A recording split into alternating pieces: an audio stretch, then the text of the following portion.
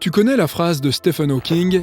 La meilleure preuve que nous ayons que les voyages dans le temps ne sont pas possibles et ne le seront jamais, c'est que nous n'avons jamais été envahis par des hordes de touristes venus du futur.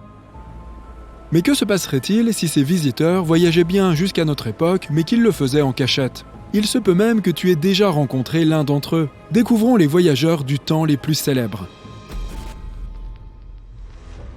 Je te présente Orin. C'est un cyborg qui nous vient de l'année 2050 pour empêcher la prochaine fin du monde.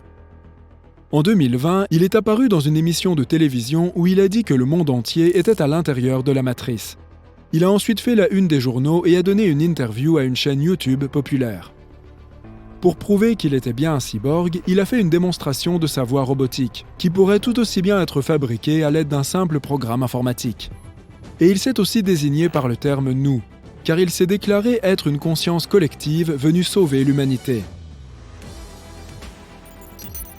Orin est devenu célèbre pour ses prédictions sur l'avenir proche, mais il s'est avéré que de nombreux experts avaient déjà annoncé ses conjectures auparavant. Il a également déclaré qu'une énorme entreprise était en train de supprimer l'humanité et que nous nous trouvions à l'intérieur d'une simulation informatique complexe. Si nous ne nous améliorions pas ou ne prenions pas soin les uns des autres et de la nature, la fin commencerait en 2050. Orin n'apparaît plus dans les grandes émissions, mais il a une petite base de fans qui se passionnent pour toutes sortes de théories fantastiques.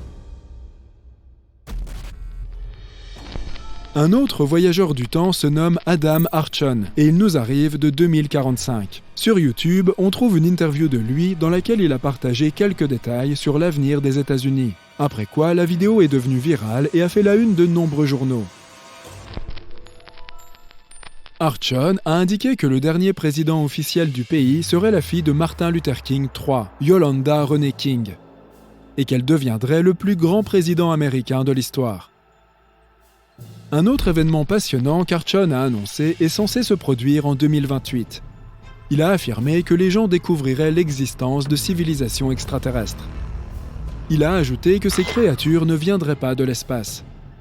Le voyageur a également noté que le monde passerait à une monnaie numérique unique et que tout l'argent liquide disparaîtrait. Bien sûr, personne ne l'a cru. Alors, les experts lui ont fait passer un test au détecteur de mensonges. Et Adam Archon l'a passé avec succès. Il a dit qu'il avait une puce dans la main pour faciliter le voyage dans le temps. Une civilisation extraterrestre arriverait sur Terre en 2028 et en 2045, les gens seraient plus proches des robots. Le détecteur de mensonges n'a pas indiqué qu'Archon mentait. Mais cela ne signifie pas qu'il dit la vérité, puisqu'on peut tromper l'appareil à l'aide d'un entraînement spécial.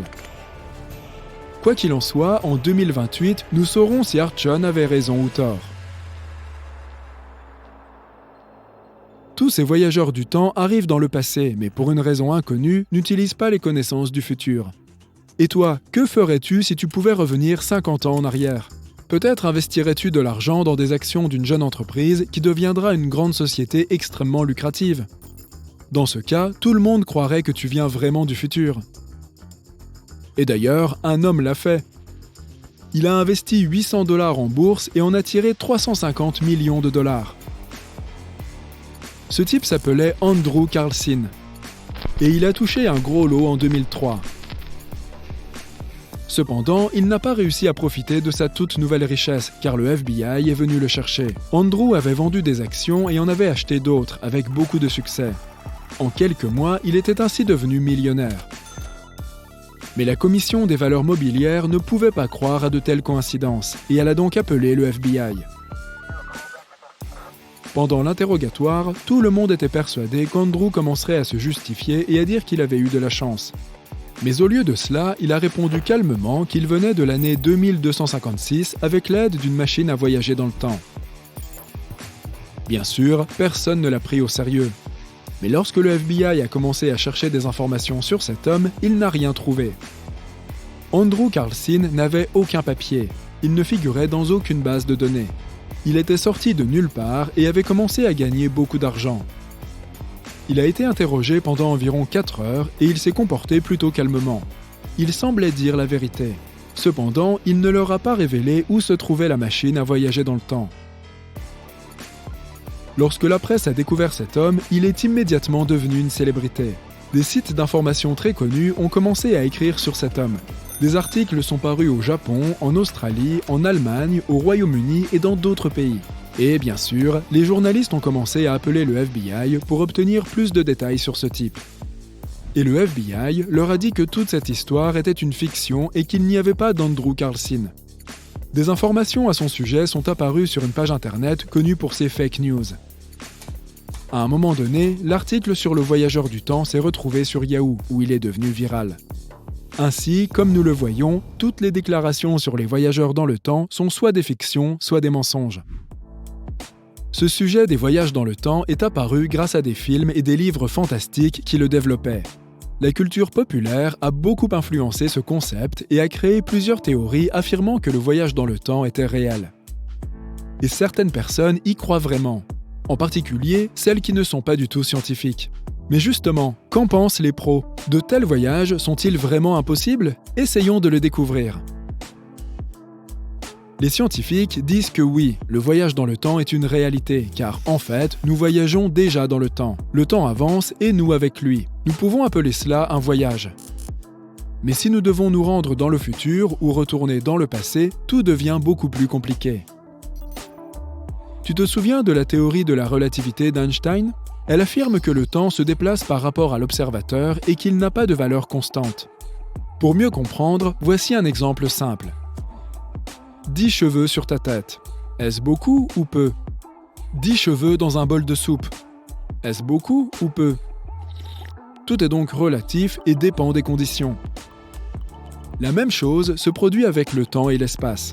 Si nous nous déplaçons à une vitesse phénoménale, proche de la vitesse de la lumière, alors le temps ralentit pour nous. La perception du temps devient différente pour une personne qui court et pour une personne qui reste immobile. Si nous nous trouvons à proximité d'un objet lourd, disons 1000 fois plus lourd que le Soleil, le temps à côté de cet objet ralentit également grâce à sa forte gravité. En ce sens, le voyage dans le temps est possible si tu es une personne âgée et que tu rencontres ton ami aussi jeune qu'il y a 50 ans. Pourquoi es-tu si jeune?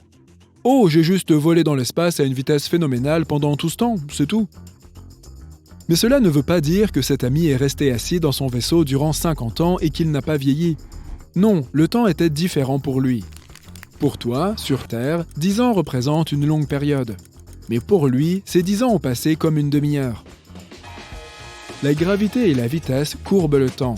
C'est pourquoi l'astronaute Scott Kelly, qui a passé 1 an et demi en orbite, est devenu 5 millisecondes plus jeune que son frère jumeau après être revenu sur Terre. Tout ce temps, Scott l'a passé à l'intérieur du vaisseau volant en orbite à grande vitesse et il était aussi plus éloigné du centre gravitationnel de la planète. Le temps a donc été plus lent pour lui de 5 millisecondes que pour son frère. Objectivement, le temps s'écoule toujours à la même vitesse, mais sa vitesse change à l'intérieur des perceptions des différents observateurs dans des conditions différentes. C'est même l'objet de la théorie de la relativité. Mais qu'en est-il du saut dans le futur ou le passé, comme dans les films? Les trous de verre t'aideront à le faire. Il s'agit de quelque chose comme des tunnels qui traversent l'espace et le temps et qui peuvent relier différents segments de temps à différents endroits de l'univers. Ils sont comme des codes de triche qui peuvent briser les lois de l'univers.